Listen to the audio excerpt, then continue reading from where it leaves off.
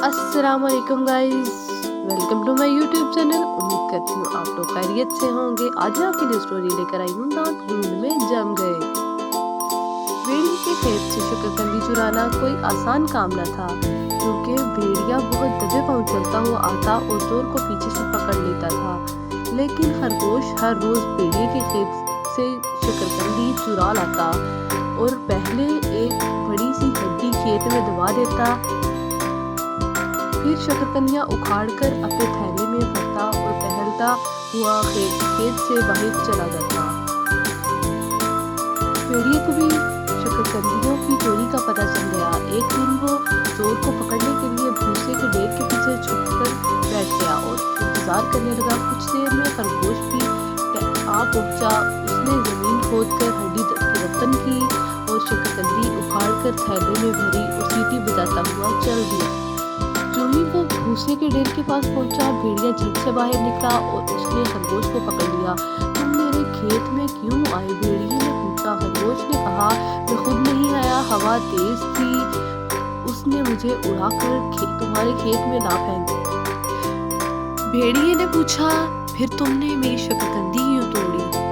खरगोश ने मसमसी सूरत बनाकर कहा, हवा तेज थी, मैं सहारा लेने के लिए शकरकंदी का पौधा पकड़ता, उधर से उखड़ जाता। फिर भेड़िया खरगोश की चालाकी पर हंसा और बोला, ये शकरकंदियाँ तुम्हारे थैले में कैसे आई?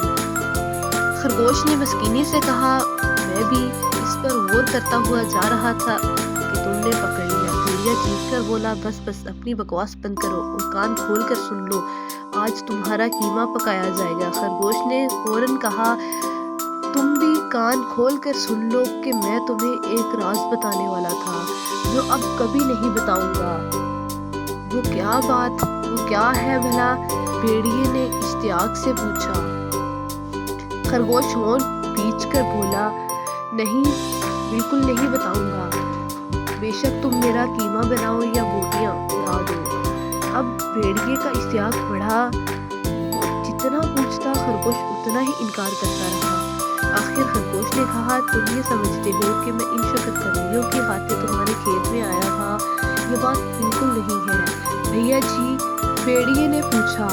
खरगोश ने कहा, मैं डायनासोर की हड्डियाँ लेने तुम्हारे खेत में आया था, मुझे मालूम हुआ कि तुम्हारे खेत में दफन है। भेड़िए ने कहा, मैंने तो कभी डायनासोर का नाम नहीं सुना, पता नहीं तुम ये क्या जिक्र ले बैठे। खरगोश ने कहा, अरे तो क्या तुम डायनासोर का नाम नहीं जानते? भैया जो इन हड्डियों को खा लेता है वो अपने से सैकड़ों गुना ताकतवर जानवर को मार गिरा सकता है। ऐसी कहानियां सुना कर खरगोश पहले ही भेड़िए को बेवकूफ बना चुका था। उसे खरगोश की बातों पर यकीन न आया। खरगोश ने फिर कहा, ना मानो तुम्हारी मर्जी अदम से मिल गई तो सबसे पहले तुम्हें मार गिराऊंगा, समझे? खरगोश ने लंबे लंबे सांस लिए जल्दी से बोला, ओ ठहरना जरा, क्या तुम्हें भी कुछ खुशबू आई भैया? भेड़िए ने भी लंबे लंबे सांस लिए, उसे करीबी दफन हड्डियों की खुशबू आई। तो सुबह खरगोश ने दफन की थी। वो दोनों जल्दी जमीन खोदने लगे। खरगोश ने अपने करीब ही दबी हुई एक बड़ी सी हड्डी निकाली और चुपके से उस पर गाढ़े खून की शीशी उंडेल दी और जल्दी से बोला, अरे ये रही, मैंने निकाल ली। भेड़िया बेसब्री से बोला, लाओ कहाँ है, मुझे दो। उसने खरगोश के हाथ से हड्डी छीन ली और चबाने के लिए उस पर मुंह मारा, लेकिन उसके दांत खून में जम गए और मुंह चिपक कर रह गया। खर भेड़िए ने खरगोश को इमदाद के लिए पुकारना चाहा, लेकिन उसके मुंह में से कुछ भी ना निकल सका। बेचारा कभी एक हाथ से हड्डी खींचता, कभी दोनों हाथों से जोर लगाता। इस कोशिश में इसकी आंखें बाहर उबल आई, पसीने से जिस्म शराबूर हो गया और आखिर हड्डी मुंह से बाहर निकल आई। तो लेकिन उसके साथ भेड़िए के 4 दांत भी बाहर आ रहे। खरगोश जो सब तमाशा देख रहा था अब चुपके से खिसक गया।